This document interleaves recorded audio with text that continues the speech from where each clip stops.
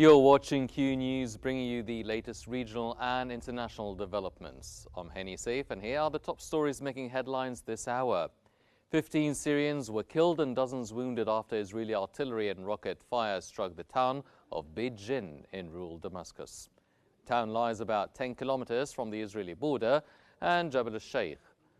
Earlier, the Israeli occupation forces also shelled Al Ahmar in Qnews province, while Israeli military helicopters flew at low altitude over the area.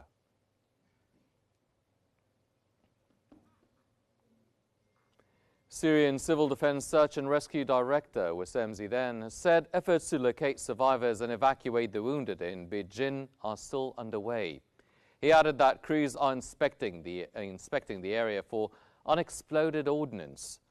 Syrian media reported that Israeli occupation forces arrested 3 Syrians during their incursion into Beit Jinn in rural Damascus.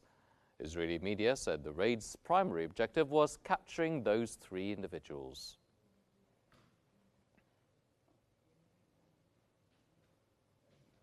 Syrian Foreign Minister Asad al-Shibani has strongly condemned the Israeli attack on Beit Jinn, which deliberately targeted innocent civilians, threatening regional peace and security and demanding firm international action. In a post on X, al-Shibani said the assault is a crime against the Syrian people. He stressed that Syria affirms its right to defend its territory and citizens by all lawful means. The Syrian Foreign Minister added that Damascus calls on the UN, Security Council, and Arab and Islamic nations to act, warning that inaction encourages further attacks.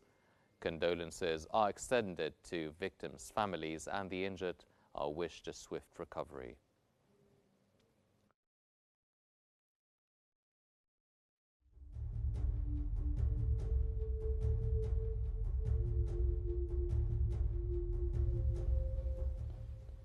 North Sinai Governor Khalid Migawar has stated that Egypt is fully prepared for the second phase of the Gaza agreement.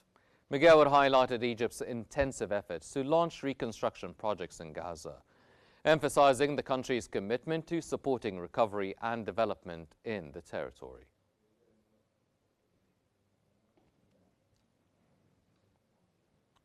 The European Commissioner for Crisis Management, Haja Labib, has praised Egypt's efforts to end the Gaza war and called for an immediate halt to violence in the region. That came during her visit to the Egyptian side of the Rafah border crossing, where she highlighted the dire humanitarian situation, warning of a catastrophic winter for families in Gaza, and stressed adherence to the ceasefire, international law, and civilian protection. Labib urged Israel to allow aid access, emphasized starting recovery and reconstruction projects, strengthening the Palestinian Authority, and reaffirmed that a durable Gaza agreement and a viable two-state solution require strong political will and respect for peace commitments.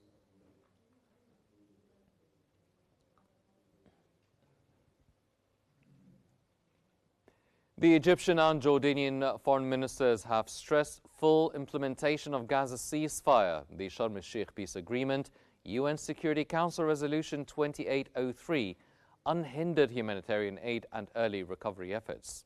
That came during their meeting during the 10th Union for the Mediterranean Foreign Ministers Forum in Barcelona, where they emphasized the special, long-standing cooperation between Egypt and Jordan, highlighting growing economic and investment collaboration.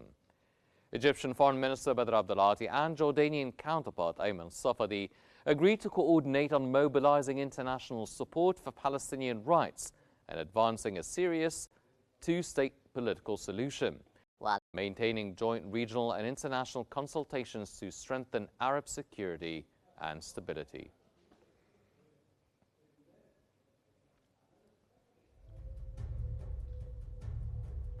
These were all the top stories we have for this hour, but stay with us for continuing coverage, analysis and breaking updates from across the region and around the world here on Q News.